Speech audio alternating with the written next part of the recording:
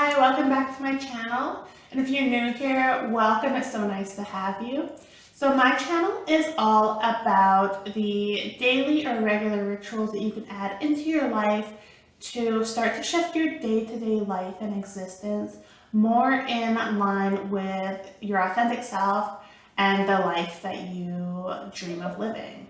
So today I wanted to talk a little bit about tuning into yourself and getting aligned with your true self and who you are, and what can you do to shift your life in that direction and understand yourself and what you need to do personally in your journey. So there's a few different ways that you can do this.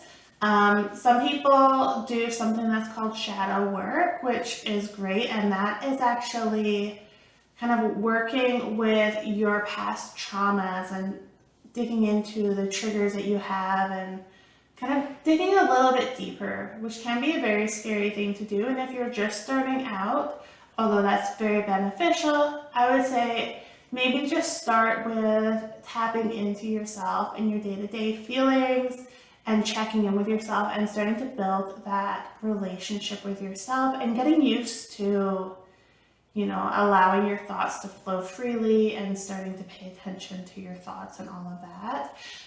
However, if you are further along in your journey and you haven't come across shadow work, definitely look into it. I think it's definitely a beneficial thing to do. It can be a little bit scary to do because you're unearthing the things that you have buried within you for a long time. And it can be feeling like, what are you going to uncover? What feelings is that going to create within you? It can be a little bit scary, but it is definitely something that I feel is really important to do.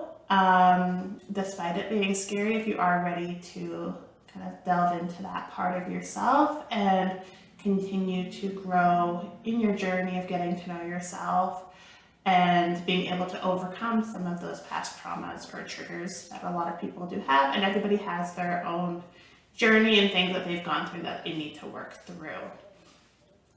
If you are earlier in your journey, there are a couple of things, and I guess this could be anywhere in your journey, but the things that I would say are great if you're starting out or further along in your journey, as I said, would be either just sitting with your thoughts, and that is kind of all that meditation is, but sitting, allowing your thoughts to flow, paying attention to the thoughts that arise, the feelings that arise within you, and allowing you to become aware of the things that are in your mind, the thoughts that you are thinking, the words that you are saying to yourself, and maybe some concerns or worries that you have in your mind that you haven't allowed yourself to actually become cognizant of.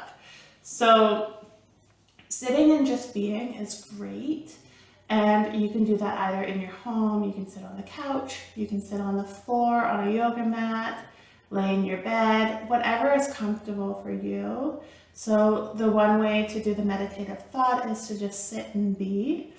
However, you can also do moving meditation, and a lot of people find this really great. So it can be that you're exercising, going for a walk is great, even just being out in nature. So if you do want to sit, it could be something where you go and you sit in a forest or by the water, in a local park, somewhere that has beautiful surroundings, that you're able to still tune into yourself and maybe have a little bit of space around you.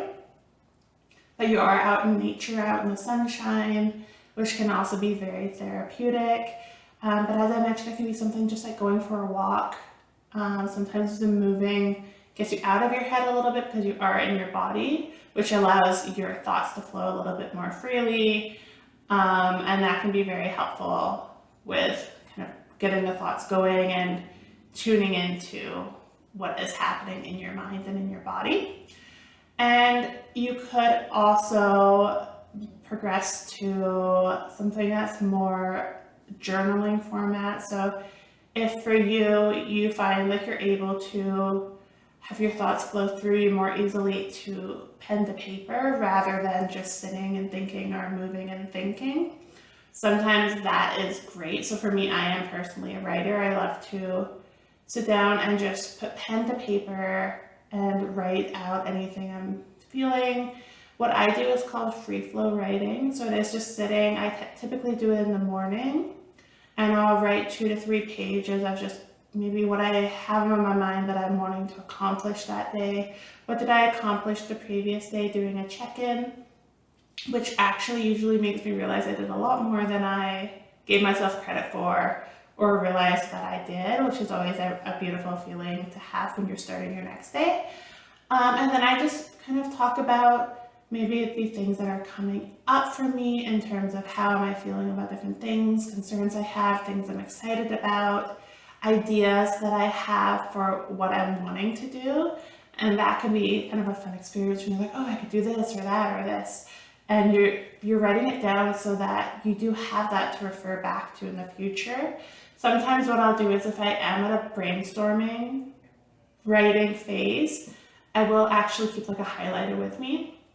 And then anything that I come up with that I'm really excited that I want to be able to refer back to in the future easily, I would highlight that just for easy reference for myself.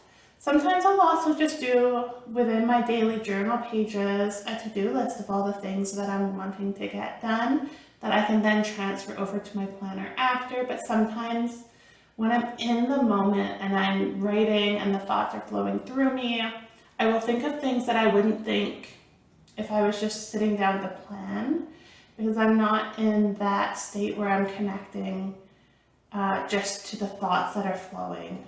If I'm planning, I'm tending to be more, okay, I'm very kind of meticulous in what I'm thinking I need to do and making sure that everything's on my list. Whereas if I am journaling, I'm able to just get into that state of mind where the thoughts are flowing through me. It's very natural, and that does kind of spark a lot of the ideas that I have is when I'm in that state, because it's a little bit more creative and a little bit more tuning into your spirit or your soul, rather than just being stuck in your mind, if that makes sense. So just to recap so far, I'm basically saying, a meditative state. It could be something where you are journaling, and it could be something else. Maybe for you, you're not a writer and you would prefer to talk. So maybe your journaling might be either a text, speech to text, or it could just be a straight audio journal where you turn on your recorder on your phone and you just sit and you talk to yourself, and as the thoughts flow through you, you just speak them, and that will help you become aware. It can be a little bit easier than writing sometimes if you feel like the writing will slow you down and you can't keep up with your thoughts. And that can be an amazing tool as well for A, journaling, or B, unblocking yourself. So if you're trying to work on something, maybe you're writing a book, maybe you're creating a product, maybe you're creating a course, maybe anything else that you might be creating or working on in life. If you're talking through it out loud, sometimes that can be easier than when you're sat at a computer and trying to type or actually do the thing. So I would highly suggest looking into that as well as an option if you haven't thought about that, because it is a very effective one for becoming unstuck and unblocked in your mind. And I think that the important thing to be mindful of is when we are tuning into ourselves, it can be scary. We can have a lot of doubts about self-worth, and are we able to do something? Do we have the skills that we need? And I find that the best way to get through that is A, becoming aware of what those concerns are, what the self-doubts are that are creeping in, and B, figuring out what are these small actions. And again, we always come back to this, taking it down to a baby step, but what are the baby steps that you can take to start to take messy action towards realizing the things that you're wanting to create or do in life? So not having to do it all at once, realizing that you can take the baby steps, and most importantly, you are worth it. You do deserve to have the life that you dream of having, and you do deserve to tap into those wants and those desires and what you want on a soul level, and figuring out these actions that you can take to accomplish that. And the thing with action that is so important is it is through action that we learn, that we give ourselves belief because we're accomplishing the things on our list and we are moving towards a goal, which does feel incredible no matter how slowly you are doing it. And B, when you take action, that's when you come across the different elements that are able to add that inspiration and spark different ideas and see, oh, I did it this way, maybe next time I'll do it that way, or I really liked how this turned out, so I'm going to continue to do a similar approach or take a similar approach to that method. And it is through action that we gain our skills. So, you start to do something and you're not very good at it, and whenever you learn something new, you're obviously not going to be great at it. But the more you do it and the more you repeat it, the better that you will get at it, the more confidence you will have doing it, and the more inspiration that you will have for continuing down that path and how you could do things better and differently, or improve on what you've already determined you love about what you have done so far. So there's so much power in taking action, and I do urge you to, no matter how small the steps, start to take that action. I would say start to do it immediately today, as soon as you can. Do something to push you towards what you're wanting. But please do also take the time to tune in with yourself. Don't just blindly go down a path and not take the time to check it and make sure that it is what you truly desire, at the soul level, with your authentic self.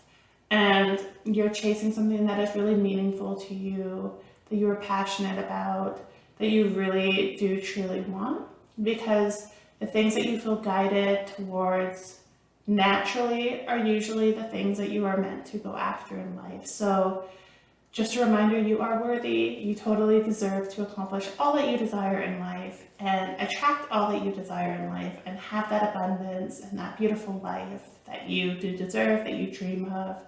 And I would love it if you would add in the comments below, what do you currently do to check in with yourself? Do you have a routine? And if you don't, kind of which of the suggestions that I gave do you think you would love to try? Or is there something else that I didn't mention that you think would be a valuable way to connect with yourself and tune in and identify, what your true desires are, and not the societal desires that are put on you, but what do you as an individual feel called to do? So please do share that in the comments. I would love to hear from you, and I hope you all have a beautiful week ahead.